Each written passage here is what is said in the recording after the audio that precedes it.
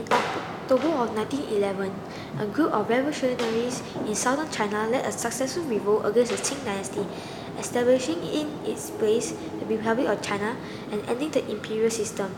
In the 19th century, the Qing Empire faced a number of challenges to its rule, including a number of foreign incursions into Chinese territory.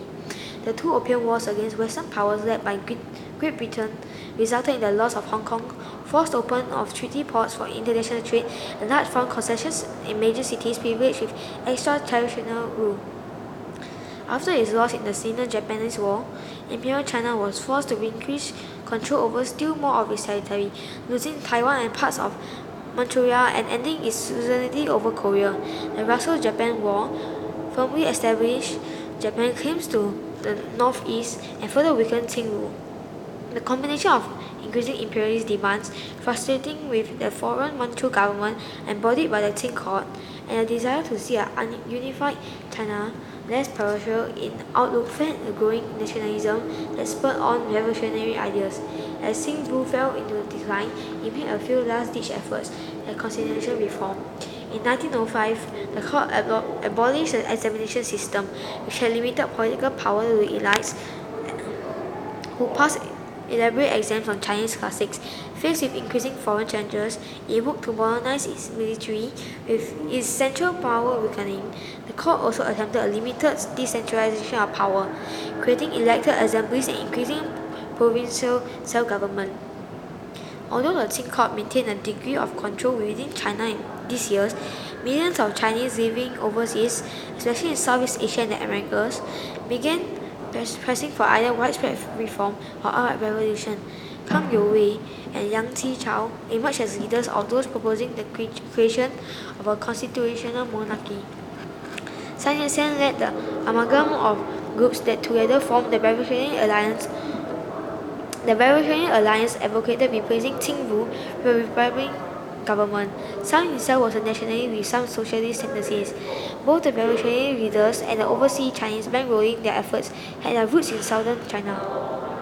The Revolutionary Alliance attempted several or more different revolts against the Qing in the years leading up to the revolution, most of which originated in South China and all of which were ultimately stopped by the Qing army. Finally, in the autumn of 1911, the right sets of conditions turned an uprising in Wuchang into a nationalist revolt. As its losses mounted, the Qing court responded positively to a set of demands intended to transform authoritarian imperial rule into a constitutional monarchy. They named Yuan Shikai the new premier of China, but he was able to retake the captured areas from the revolutionaries. The provinces started to declare their allegiance to the Revolutionary Alliance. Dr. Sun was in the United States on a fundraising tour at the time of the initial revolt. He hastened first to London and Paris to ensure that neither country would give financial or military support to the Qing government in its struggle. By the time he had returned to China, the revolutionaries had taken Nanjing, a former capital under the Ming Dynasty, and representatives from the province began to arrive for the First National Assembly. Together, they elected Dr. Sun, the provisional president of the newly declared Republic of China. Sun Yat-sen telegraphed Yuan Shikai to promise that should Yuan agree to the formation of a republic, the position of the president would be his. With the military position of the Qing weakening and provisions made for the maintenance of the royal family at the court, the emperor and the royal family abdicated the throne in February 1912. The 1911 revolution was only the first steps in the process that would require the 1949 revolution to complete. Though the new government created the Republic of China and established the seat of government in Nanjing, it failed to unify the control under its control. The Qing withdrawal led to a power vacuum in certain regions, resulting in the rise of warlords. These warlords often controlled their territories without acknowledging the nationalist government. Additionally, the reforms set in place by the new government were not nearly as sweeping as the revolutionary rhetoric had intended. Unifying the country took precedence over fundamental changes.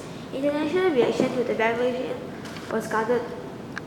Foreign nations with the investment in China remained neutral throughout the upheaval, though they were anxious to protect the treaty rights they gained from the Qing through the First and Second Opium Wars. Still, the United States was largely supportive of the Republican project. In 1913, the United States was among the first countries to establish full diplomatic relationship with the new republic. Britain, Japan, and Russia soon followed.